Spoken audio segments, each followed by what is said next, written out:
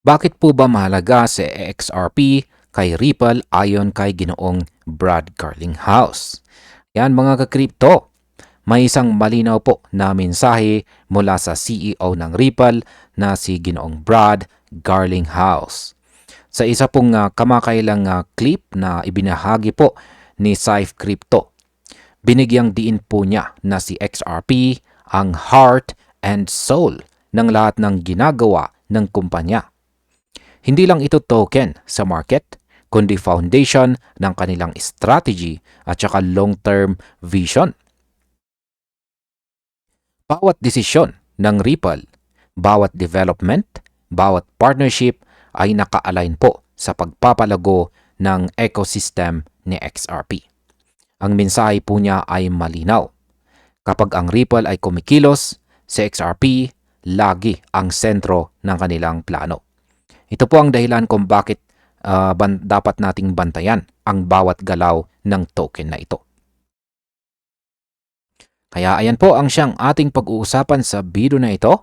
At simulan po natin sa ating kasunod na katanungan kung paano nga ba ini-integrate ni itong si XRP sa merger at saka acquisition plans ng Ripple. Ayan, sa clip na ito, meron pong tanong tungkol sa role ni XRP sa mergers at saka acquisitions ng Ripple. Sagot po ni Ginoong Brad Garlinghouse, si XRP ang core ng kanilang trabaho. Bawat deal, maliit man o malaki, ay sinusuri kung paano po makaka-benefit sa ecosystem. May ilang acquisitions na obvious na purpose. Yan, obvious po ang layunin. May iba naman na parang hindi po direktang konektado. Para po sa strategy ng Ripple, lahat ng galaw ay may long-term framework. Layunin po nilang palakasin ang trust, utility at saka liquidity ni XRP sa lahat ng fronts. Dito po makikita na hindi po random ang expansion moves kundi calculated at saka XRP focused. Ngayon ay ano nga ba ang ibig sabihin ng building trust para kay XRP? Isa po sa pangunahing pillars na binanggit ni Garlinghouse, Ginoong Garlinghouse, ay ang trust. Paano ito ginagawa? Sa pamamagitan po ng pagpapalakas ng confidence ng institutions, developers at users, hindi lamang po marketing campaign or hype ang kailangan.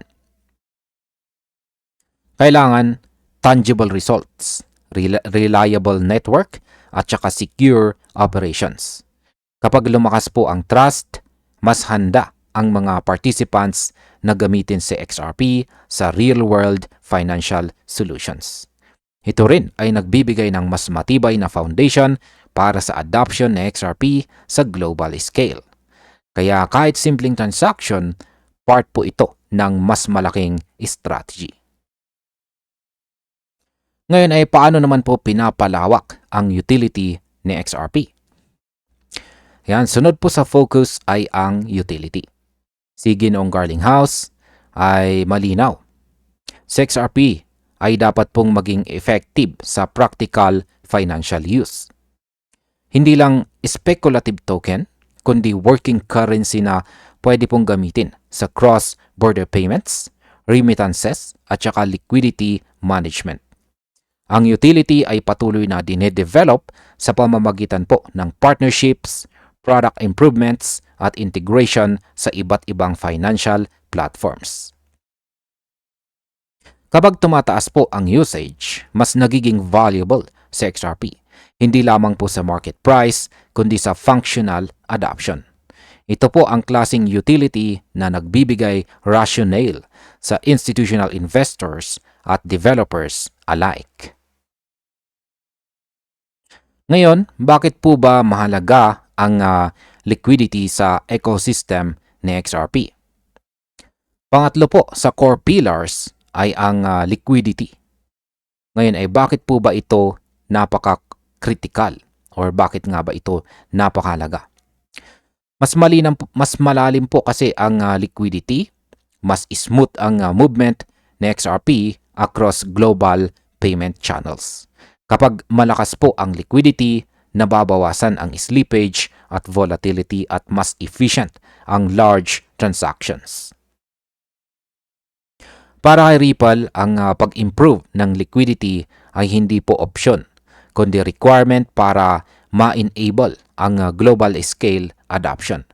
Kasama po rito ang integration sa mga exchanges, partnerships sa liquidity providers, at strategic treasury management.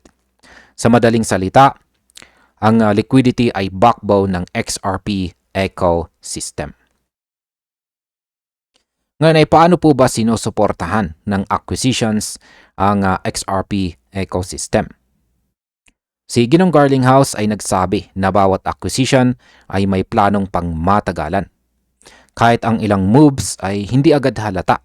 At sa analysis po ng Ripple, sila ay nag-aambag sa trust, liquidity, at saka utility.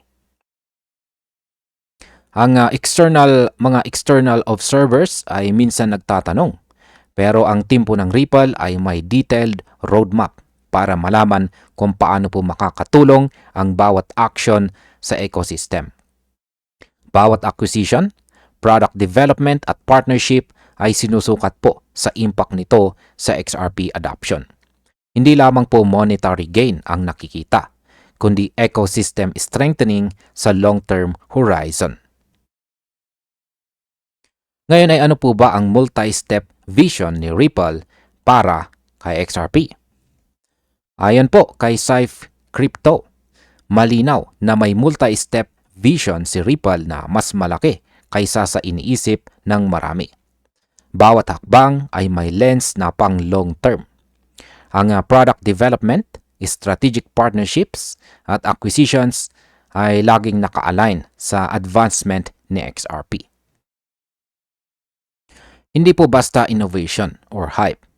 Lahat ay pinag-isipang may ripple effect sa ecosystem upang pataasin ang usage, trust at liquidity. Ang mensahe po ay consistent. Sa XRP ang foundation ng Ripple at lahat ng moves or galaw ay dapat ipatupad na may XRP focus. At bilang panghuli ay ano naman ang aking masasabi tungkol dito? Ang takeaway po para sa mga investors at holders ay malinaw. Sa XRP ay hindi lamang po basta asset na sinusundan ng market price. Ito po ay core ng vision ni Ripple at bawat corporate decision ay naglalayong palakasin ang ecosystem nito. Kapag naiintindihan ang strategy na ito, mas madali makita kung paano po mag-react sa long-term trends. Trust, utility, liquidity. Lahat ng ito ay nagkukombine para gawing sustainable ang value ni XRP. Kaya bilang trader, holder, dapat po nating bantayan ang ecosystem developments at saka institutional moves, hindi lamang po short-term price action. At ayun, hanggang dito na lamang po tayo sa video na ito mga ka-crypto. Maraming salamat sa panunood.